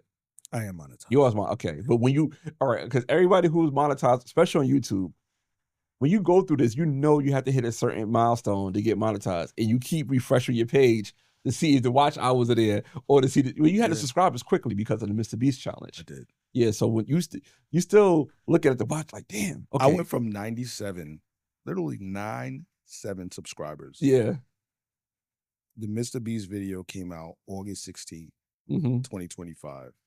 I'm at 2,470. That's crazy. That's a crazy surge. Yeah. Ian, he's going up about 20,000. Wow. 20,000 from the But the thing about you and Ian, y'all both have purposeful content. Right. You're serving a purpose. Yeah. You're not just out here almost Mr. Beast, and now you're doing, you know, I don't know, mall appearances, just trying to nobody's showing up. Yeah, so, like I'm not making the Mr. Beast video part of my identity. Mm-hmm. That's what it comes down to. Yes. Yes, it's aligned with my purpose. Like if it was not for me talking about law enforcement, I would have never been spotted. They found me through TikTok. That's crazy. I only had 2,500 followers on TikTok. Wow. And I got a DM. But because I stay consistent in my purpose, in wanting to serve law enforcement community, I was granted that opportunity. But see, you came with a target audience already. Right. You know what I'm saying? You didn't have a shotgun shooting out pellets everywhere, trying to hit somebody. You had a scope. All right, I'm about to shoot you. Not to say shoot you, but like you were my target. And since you're my target, and once I grab your attention, you're going to stay here. That's more of a valuable person to have on your team, as opposed to somebody random who saw your TikTok and like it and follow you and never see you again, because they don't show you as a follower. Yeah. But going back to the digital incarceration, as a content creator, it's another hell. It's another hell, because you're chasing that high. And like, think about it. You said you went from 97 to how many? With 2,500? 20? Pretty like almost 25. That dopamine hit, how did that feel? Knowing that your numbers are, every time you probably refresh and you see another, 200 followers, 200 subscribers. Then, yeah, I mean, I'm not going to lie. I was more focused on, like, I wanted my Instagram following to go up. But then I realized what's most important is YouTube. Yeah. And that's what went up. That's what went up substantially. Yeah. And the dopamine hit, honestly, the dopamine for me, it doesn't really come from the views. Okay. The subscribers, yes, but I really like engaging with people. So if I get a message or if I get comments, like I love to still be a part of the law. It's not, I didn't love law enforcement, Mm-hmm. but what I did love was that there was some type of community and Mm-hmm. some type of culture, even though it could be toxic. Yeah. For me to be able to look to my left or look to my right whenever I was in the precinct and be able to have a conversation with another police officer about anything Mm-hmm. is something that I really love. Yeah. So I think with me being retired now, I still, like, in the comment section, if I could talk and, you know, still engage with people that are in that line of work, Mm-hmm. I enjoy it. So Yeah, that's good. that's what gets me. And then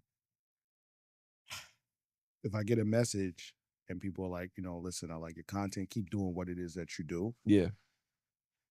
it kind of puts that stamp on my purpose and what it is that I'm doing as well. But I still get that dopamine hit because it's like what I'm doing Mm-hmm. is worth it. Yeah.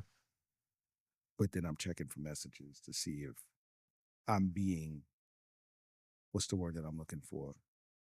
Is it accepted? Affirming. Okay, yeah. Affirmation. Yeah. I'm receiving affirmation Mm-hmm. for what it is that I'm doing because people are negative. Oh, you know, I know.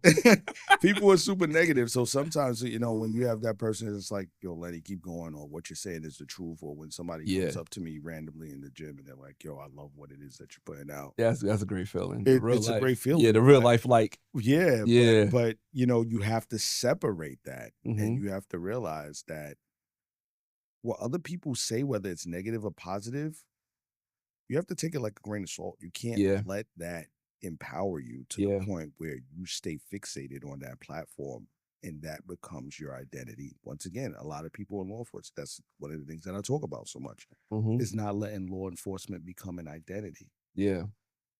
Now I'm working on not letting a content creator, being a content creator, become my identity. Stay rooted in my identity and who Christ has made me to be. Yeah. That's important. Very important.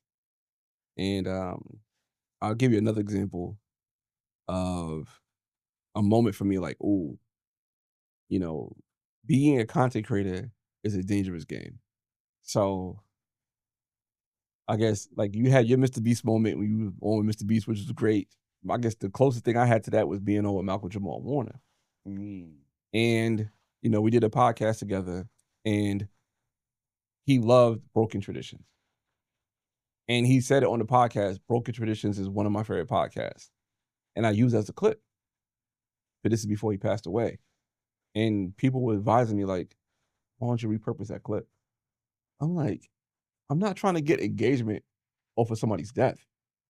Like, I'm not going to try to get engagement because, you know, this person died and I can repurpose that clip. Yeah, people found the clip after he died, but I'm not going to purposely pin it on top of my Instagram or pin it or repurpose it or just have that whole episode. You know, I wasn't going to do that because I felt like that was, I don't know. Immoral. Yeah. Like you're using his death to get views. To propel you and get, right. Yeah. And I was like, I'm not going to do that. But people advise me because they know how the game works. I know how the game works. I even like, damn, if I was that type of person to use Malcolm Jamal Warner saying Broken Traditions is one of my favorite podcasts, I know what engagement that would have gotten if I did it at the right time and packaged it right. Absolutely. Yeah, you still have to have that moral compass. Yeah. My biggest reel, I deleted. It was at 1.7 million views. Didn't even involve me. It was a woman that was talking to some guy after she got out of a club. And she was talking about how she would get back at her ex-husbands. And she said something along the lines like, this is what you do. You divorce them, take them to court, get child support, take their house. You do this, you do that. And then after that, it was just like, she was just going in on ways to extract money, finances, and really make your ex-husband suffer. So what I did was I took that video and I put the hook point as every police officer, every cop knows a cop with an ex-wife like this. And it went crazy. But it went crazy to the point where people in the comment section were saying things like, she needs to die. Someone needs to kill her. If I could get my hands on her, I was like, this is not what I want to be associated with. But that's what social media is at now. I can't tell you how many people asked me why I deleted that video.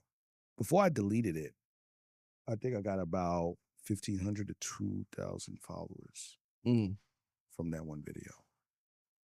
And I felt like God was telling me, you need to delete that, or I'm not going to let your page grow. mm. Because all I was doing was letting hate fester Fester, and yep. fester and fester. It came to a point where this woman, she actually liked my post on TikTok. TikTok, it was like maybe 3,000 Yeah. views. She liked the post. I looked her up and I was like, this is the woman from the video. I wonder how she feels seeing all of these people Saying it. make these comments. It could be bi-directional. Either she love it or she hate it. Yeah. Yeah. And I said, this isn't just this is a real human being that Mm-hmm. I'm allowing people to speak about in this way. Yeah. The original post had maybe 900,000 likes. My post is at 1.7 million. It did better than the original poster. Yeah. So I said, you know what? I'm going to let this go. Yeah. And about a month later, that's when I got the call to start the process to be in the Mr. Beach video. Wow. And I really, truly think that it dealt with me being obedient Mm-hmm. to who God wanted me to be. Mm. He didn't want me to cause division. He didn't want me to be one of these guys that are in the game for clickbait. Yep. And for clout. Rage And bait. just for the money. Yeah. My purpose is to spread God's word and to bring law enforcement to Christ, not to cause anger and hate. Yeah. And that's big. And I'm glad that, I applaud you for having that, that discipline and also following God's word, because most people are opposite. Once they see something go crazy like that, they're not stopping. Yeah. It's go time. Yeah. Yeah. It's the point of no return. Like, all right, I'm going to keep going this. I'm going to keep beating the dead horse until no more. And once that happens, who you become, like you said, your identity. Right. Your identity is now wrapped around content creation. Now you're looking for the next video of some random woman. And now you start creating womanizing type content. Right. Then now you start creating that. You gotta look at your wife like, is she looking at you like, why you posting? You know what I'm saying? Yeah, like, what is this? Yeah. So you got to go through all that in your real life, but your social media life, you the man. Yeah. But what are you posting? So what's your ultimate goal? Honestly, my ultimate goal is to spread more and more awareness of, our digital incarceration that we have. Mm-hmm. Just to spread awareness. Like I said, the workbook, that's my new dopamine hit. So my views are down. They down a lot, but I'm okay with that because, one, I have to look at this. A view equals a person. So if 100 people looked at my video, to me, that's like, all right, that means 100 people paid attention to what I said. Then I start getting notifications, the book has been ordered. So I'm like, okay, now people are ordering the book. And I just want to build a community with people that want to break away from that digital incarceration because I see what it's doing. And we're old enough to know that life before a cell phone. We're old enough to know now life with a cell phone. And now I'm living life without the cell phone or having control of the cell phone. Right. I have that control, and, things are not bothering me as much.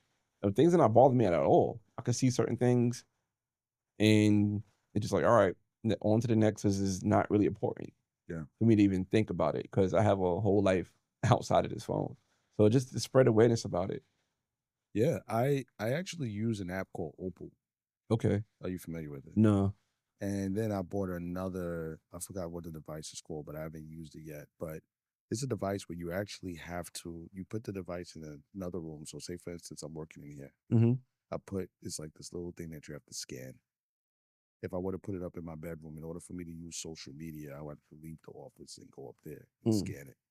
Oh, wow. Yeah, but I haven't set it up yet. But I have been using an app called Opal, which makes it super hard for you to delete. But I have times inside of the app that allow me to only use social media at certain times of the day. and certain portions of the weekend. Like this is my way. Sometimes we can't control ourselves. No, you can't. And we have to have things in place in order to help us. Mm-hmm. And then eventually kind of does help us control ourselves. Yeah. But it's designed that way. It is. It's designed that way because if it's designed that way, and also we think it's normal. Right. We think it's normal. It's so normal society. Like I said, at the airport, everybody's doom scrolling. Right. And the also thing about doom scrolling, you processing all that information at a rapid rate that our brains are not even prepared for. Our brains are not prepared for it. So you looking at something for 5 seconds, 5 seconds, 5 seconds. We come from people who read books, word for word, just to get the information and think about what we just read and write it out. Now we just getting all the information at this one time.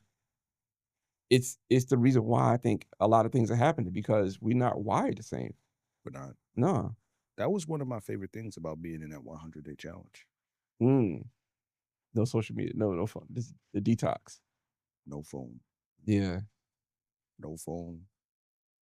With a Bible and with a journal. Mm-hmm. Can really transform you. Yeah.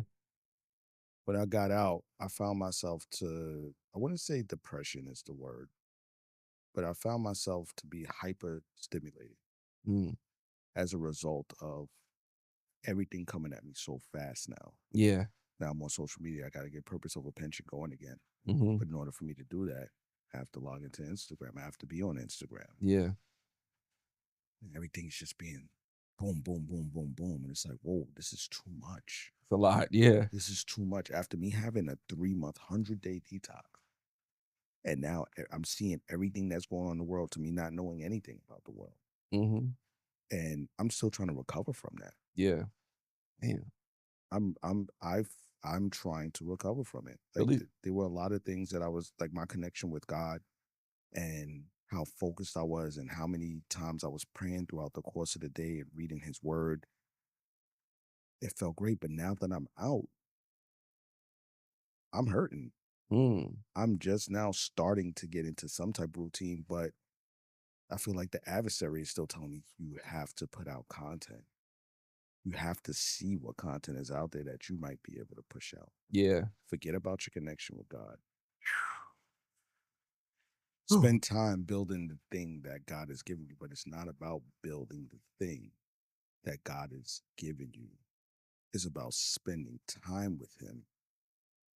Because if you don't spend time with him, you're going to start building something based off of what you think he wants you to do, what you want to do, or what's coming out of your heart without you making that download in connection with what it is that he wants. Yes, the real connection. The real connection. Yeah, and I would say for me, going in this direction with Broken Traditions, with the digital release and creating this book, I didn't have a 100-day detox, but what I did was I started waking up at 3 o'clock in the morning. I had no idea why. And I'm like, why I keep waking up 3 o'clock in the morning, 3 o'clock in the morning? So I try to be quiet, tiptoe around the house, not bother my wife because she's a light sleeper. Then I looked up a video. I just said, why do people wake up 3 o'clock in the morning? Right? Yeah. Man. And it's like, that's the time to talk to God. And I didn't know that. And that's when I really started, praying, meditating, and talking to God about different things. I'm like, oh, okay, this is my purpose. And once I start having those conversations, I start getting visions of breaking away from the phone. Wow. Yeah. Wow. That's when it came vivid. Like, all right, this is how you do it. This is how I came up with a book. And I made the book for free because I'm like, I want you to have it. Wow. I want you to have it. And it's like, all right, you have this book. I know, and going back to the whole title of the podcast, Purpose Over Pension, I could have definitely kept going in direction because I was making money off of it. It was easy money. Unfortunately, Instagram demonetized me, but as far as like YouTube, I was still getting them YouTube checks. Why did they demonetize you? They say they dwarfed the program. I don't think so. That's what they told me. But,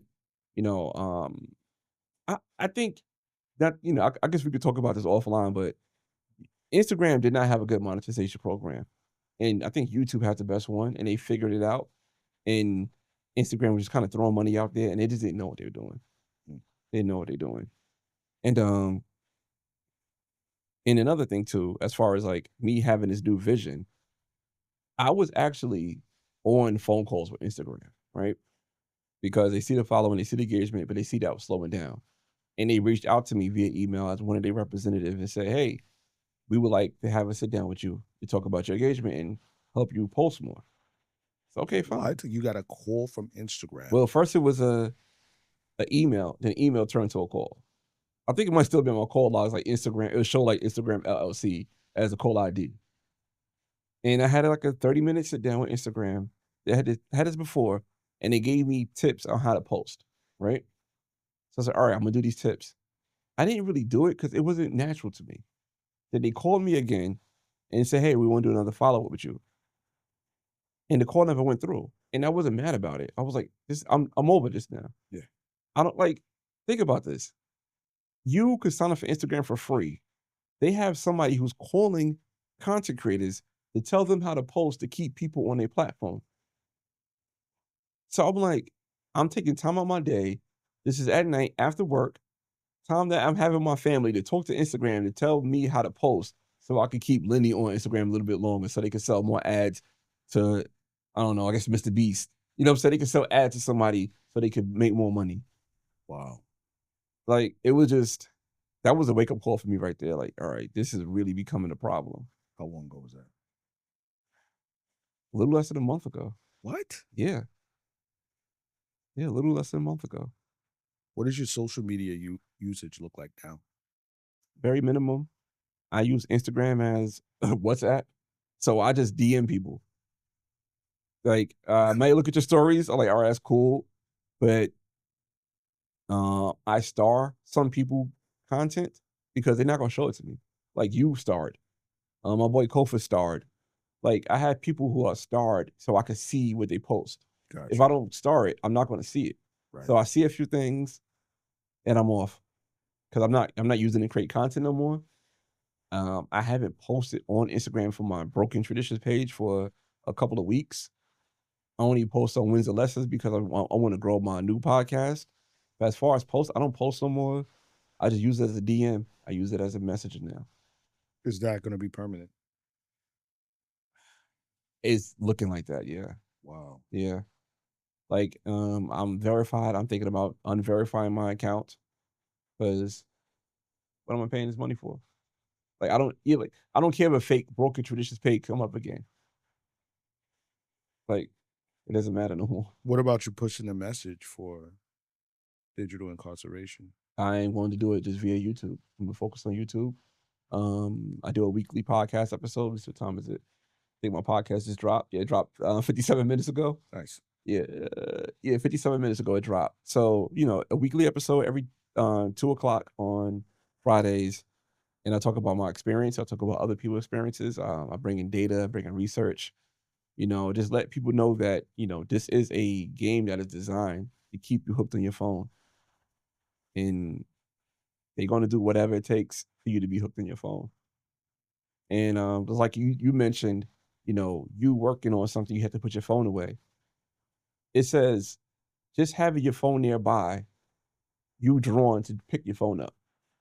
And if you pick your phone up, no matter what you look at, say you look at an email, right? An important email, whatever you focused on is going to take you between 2 to 15 minutes to get back focused. Yeah, it's so true. So true. It's so many things that we need done in this world. Social media is killing it. Yeah. Because people can't stay focused no more. My wife, she'll probably hear this, but a lot of the issues in our relationship that we've had has been about phone usage. Yeah, you're not the first person who told me that. It's not like, oh, I think you're doing this behind my back or that. Yeah. But it's just having the access to it. And, it's caused us, it's really been an issue in the past. Yeah. And, she's gotten better at it. And I think naturally for her, she's very connected to her family. Mm-hmm. And that was her way of staying engaged with them. Yeah. And, but a lot of times it's like, you responded to your mom, responded to your sister, Mm-hmm. we're talking now. you don't really remember what we were talking about. Yeah. And it can be frustrating, but I have to make sure that I'm not doing the same thing at times. Yeah. Sometimes I could say that I'm working or I am working, but then it could easily just say, oh, I found this funny post or something like that. And now that work turns into recreation. Now I'm taking the time away from my family. You know? It happens way too often. Yeah. And I'm going to tell you another, I guess, curse with social media. So like the term keeping up with the Joneses, right? When people talk about keeping up with somebody on the block, like, oh yeah, look, this person got this nice car. Now you're not seeing the person on the block have a nice car. You're seeing everybody in the world with a nice car because you're looking at social media. You see everybody in the world wearing whatever designer or, you know, going to this trip, going to that trip. And you compare yourself to people who probably getting stuff for free. But you now trying to keep up with these people. That's something I do want to talk about. What do you think about the comparative portion of it and how dangerous that is? Very dangerous. Yeah. Very dangerous. And it's dangerous on both perspectives. It's dangerous for the content viewer and it's also dangerous for the content creator. Because people look at things and compare and don't know what's behind it. Yeah. You know? I agree with that 100%. You see somebody's page doing well. It's like me, you know. A few other Mr. Beast videos that come out. And or even before mine came out, I'm like, okay, yeah, I'm monitoring this guy's following. He got this many followers, that many followers. You know, I'm probably gonna be there as well. Or how come this person after the video came out has more followers than me? And I just gotta say, pump your brakes, Lenny. Yeah, you don't know what is going on behind the scenes. Yeah. You don't know what's paid for. You don't know what's organic. You don't know what's bots. You don't know any of those things. You just see numbers. Yep. And those numbers drive us to have jealousy. Yeah. Or envy. Or like, why, like you said, why is this person doing something better than I am? Yeah. It's, do you have a specific, because I feel like there's so many people that you could cast with this net, right, of digital incarceration, but do you have a specific community that you would like to focus on? No. No. And it's funny you asked me that because it wasn't digital incarceration originally. It was digital plantation. But I figured if I had digital plantation, it put me into a box. Because how many people could really relate to slavery or the mindset of slavery? So if I say incarceration, everybody knows somebody locked up, or they know somebody who been incarcerated. You know what I'm saying? Like people know something that just have some. Incarceration is more of a wider net. Yeah. So I figure, like, you know what? Let me go this direction. Okay. And it also worked because cell phone, it works out. It's just like a double entendre. Yeah. Wow. So you said that you'll be covering things on YouTube. Right. Like what does that look like as far as a guest or as far as the content that you'll be putting out? Because I'm very intrigued by this. Yeah. So a guest? I do have one guest in mind. She's been on a podcast before. She's been on Broken Traditions twice, and I've been on her podcast. And she talks about the invisible Black woman, right? But we had an idea that we was kicking around about the gender wars. And I posted a video about the gender wars and how there was a clip from the 1980s basically saying the same thing verbatim that people are saying online now. So I was like, all right, this is a long, drawn out process of, you know, men versus women, especially in the Black community.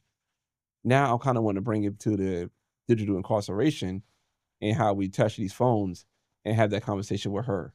So that's like a guest that I had an idea with. And it's crazy. I told you before I told her about it.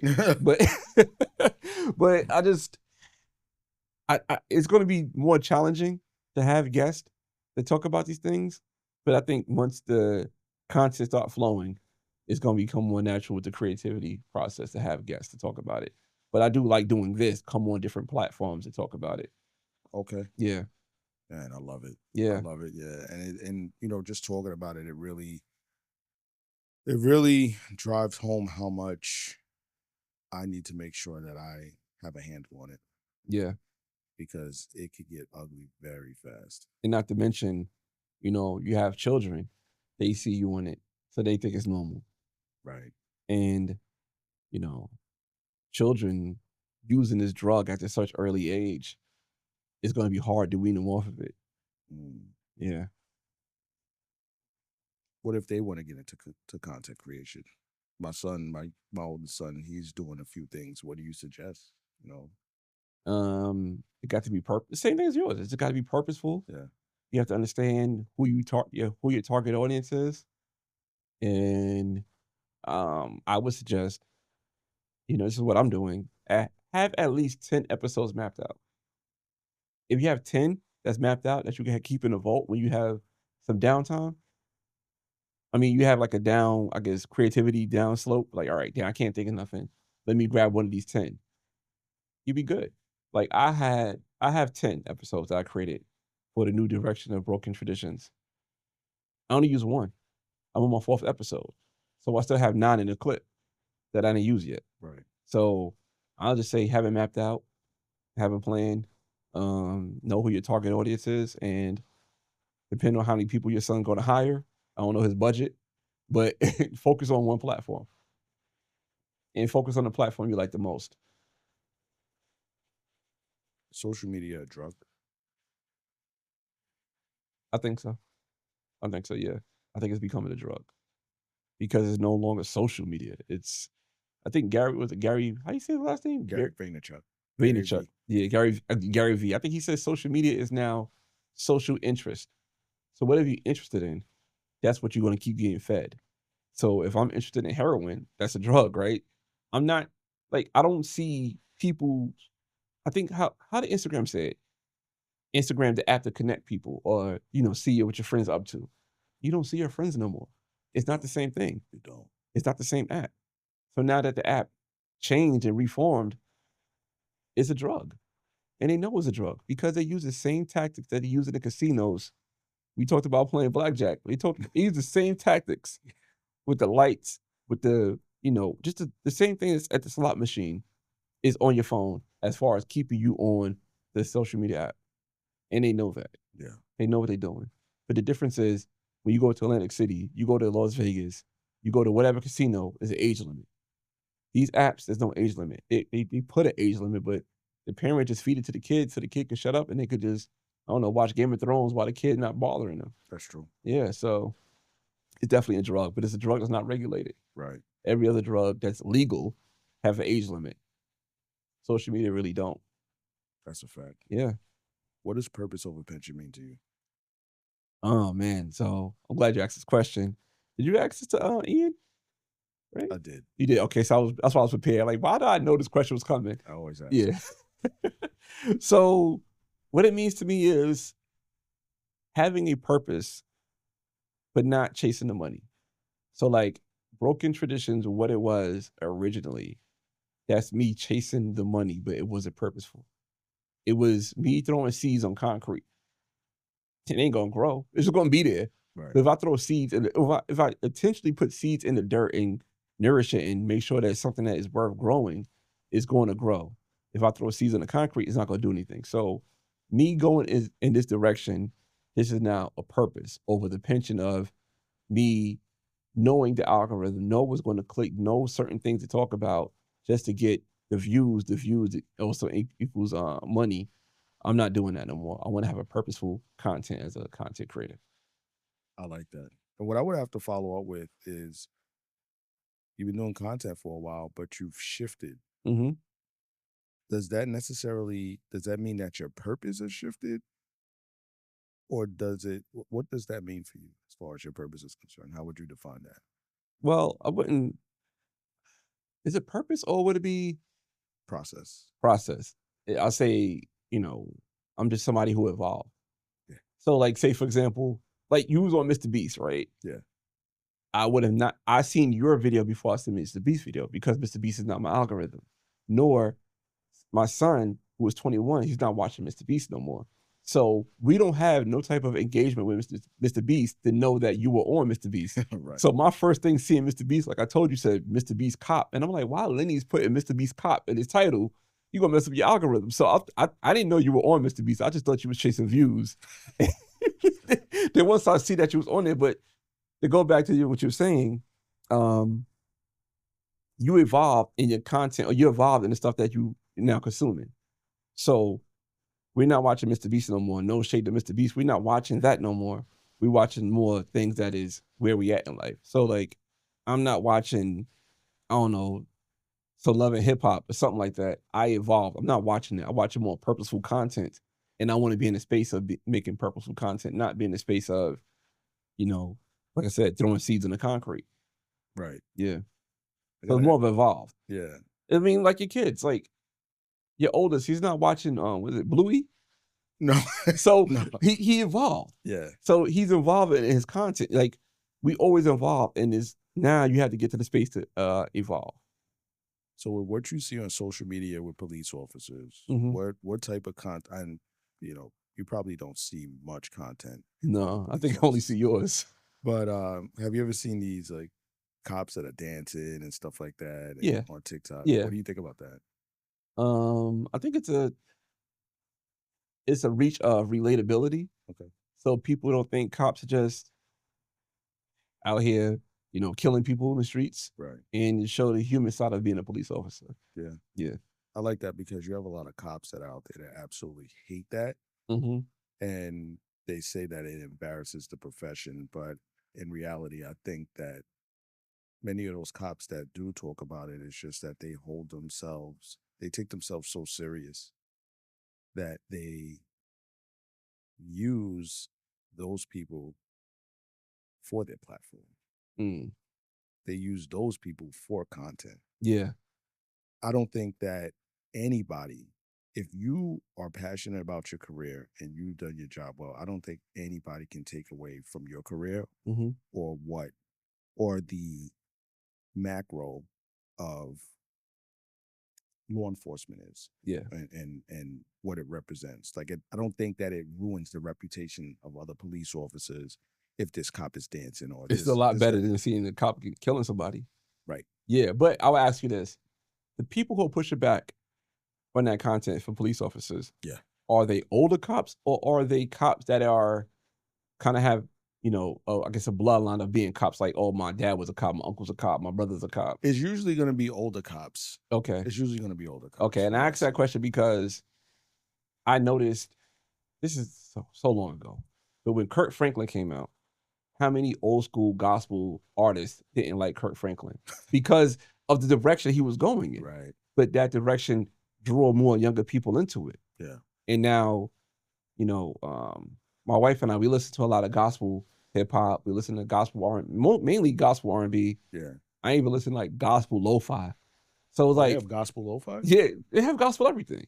So it's like now, instead of having these old hymns and everything that's being sung, so that was made during slavery. Instead of having that, now we have something that's more modern that's bringing younger people in. Yeah. So a cop doing that is bringing younger people in, but the old school cops don't like it because it's not what they used to. Yeah. It's not what they used to. It's like that in every industry. People are not used to it. It's like that. Say with boxing. You think people want to see, people who are boxers purists want to see Jake Paul versus Tank Davis? No. Yeah. They don't want to see that, but that's what's bringing people in. So true. What's another industry? Basketball. You think the purists want to see 3-pointers all day? No. They want to see defense. They want to see the 90s Knicks. They want to see 90-point games. Football. You think they want to have a penalty when somebody sack a quarterback too hard? No, they don't want to see that. The purists never want things to change. But the only thing that happened is change is constant. Either you want to ride the wave or you're going to drown. What was I think I'll end on this one. Okay. How did you cope with the negative comments and the negativity and the opinions of other people, but still be able to continue what it is that you would put out? Okay, so this is going to be a 2-part question. The platform, right? So Instagram, I was really good at ignoring the comments to the point that people were getting upset about the comments more than I was. And I had people calling me or DM like, yo, you saw what this person said about you? I'm like, I didn't see it. So I was good at ignoring the comments because I knew that it was short content. I knew that I couldn't get in full context and details of what I'm going to explain.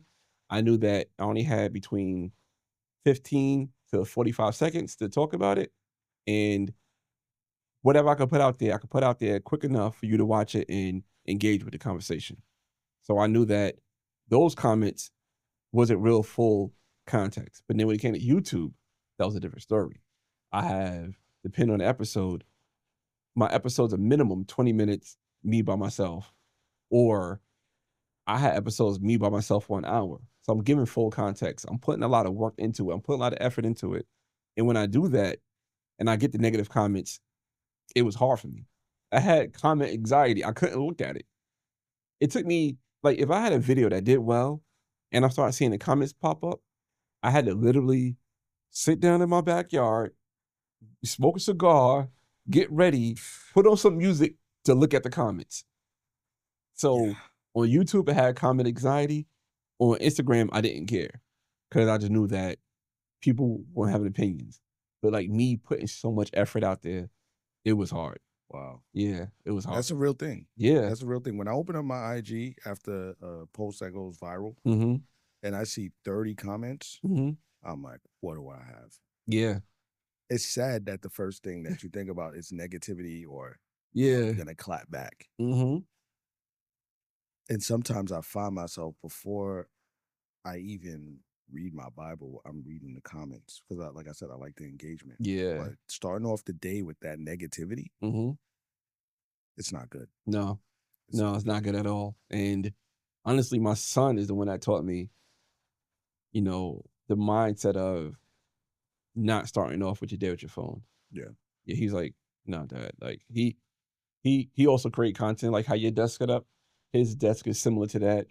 And he has two computers. He has a Mac and he also has a PC. And he charges his phone right there, but he sleeps nowhere near the phone. And he makes sure he does a lot of different things before he open that phone up. And I'll start doing that. So I make sure I do a lot of different things before I open the phone up. Wake up, stretch, journal, you know, get stuff ready for my wife, my stepdaughter, get all these things ready. Then I could look at the phone. Because if I start the phone, that's going to start my whole day. Yeah. Yeah. Yeah. And I usually try not to go straight to my phone, but sometimes it's just so tempting and I'm just trying. It's an addiction. It is. It's an addiction. I'm telling you, it's an addiction. It's an addiction that people really don't talk about. Wow. Yeah. Well, listen, LeBron, man, thank you so much for coming on the podcast. Thank you for having me, man. Yeah, of course. And I really hope that people can understand and relate and pick up your book. It is free. It's free. I'll make sure Lenny put in the show notes. Absolutely. Yeah. So where can people find you? BrokenTraditions.com. That's my website. Type in Broken Traditions. You see it. Just Google it. I'll pop up. And you see my website. You see my YouTube. You see my Instagram. Those are the most active platforms I'm on. Also, we have the Wins and Lessons podcast. So that's my other podcast where I sit down with guests and we talk about, you know, trials and tribulations that people went through. It could be a number of things. Because I did that podcast because I know people are really going through stuff. And I want people to hear different perspective and also have, all right, if that person could go through this and come on this side of it, I could probably get through what I'm going through. So I have different guests come on, and I would love to be a guest on it. You got to come down, man. Come to Atlanta. Yeah, come to Atlanta. We could do it. And I love the podcast is great. It's doing well, and you know, just different walks of life. Like I had one guest, he found out he had a child through a DM, 2-year-old child, and child that he found out he had a child through a DM because the mother abused his two brothers and she got locked up. And now she lied about having an abortion. And now she had to come clean and let him know that he had a baby.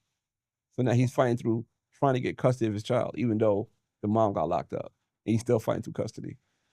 Unreal. Yeah, so it's like those type of stories. Yeah. You know, and something special in that. Yeah, like I talked to you about behind the scenes. Was it behind? Did we talk so long? I don't know if behind the scenes on the podcast, but like the Black-owned fragrances. Yeah. So I had one of the fragrance owners, Sean Crenshaw. He talked about being a Black-owned fragrance owner and also still working a job and making that work for him. So it was a lot of different episodes. Talk about social media. We had another guest, Asha. It's my last one to say because I can talk about all the guests. So we had Asha on, and Asha, she went viral twice. But what she had to deal with all that stuff coming at her, Like one post was, she went viral. It was racially motivated. And it got so bad that people were upset about what she said or what she did on a post, that they were booking slots for her business and not showing up. Wow. People were going to her Google reviews and leaving bad reviews, even though they never dealt with her. Wow. Because of a post. Unreal. Yeah. Wow. Yeah. I mean, you're talking about a 9 million view type of post on X and all these people coming at her. Oh, man. On that note, once again, thanks for coming on, brother. Thanks for having me. Yeah, of course. And I know we probably be here for another 2 hours. All this stuff, all this tech we got going on here, because you know, we building the plans, we fly. Exactly. Yeah. Exactly. Thanks for having me, Lenny. It's great. Absolutely. Yeah. Take care. All right.